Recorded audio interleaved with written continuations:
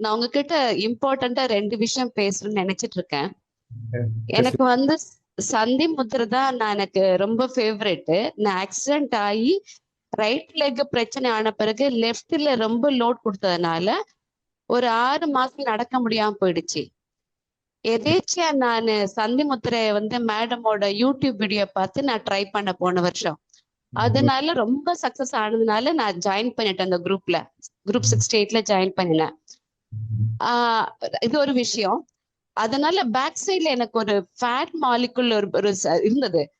அது ஆட்டோமேட்டிக்கா மறைஞ்சு போயிடுச்சுங்க சார். அது எப்படி போச்சுன்னு எனக்கே தெரியல. அது சர்ஜரி பண்ணிதான் சரி பண்ணணும்னு சொல்லியிருந்தாங்க. கொழுப்பு ஆனா கட்டி. இந்த கொழுப்பு கட்டி அப்படிதானே? கொழுப்பு கட்டி, ஆமாங்க ஐயா, அது சரியாயிடுச்சு. அது ஒரு விஷயம்.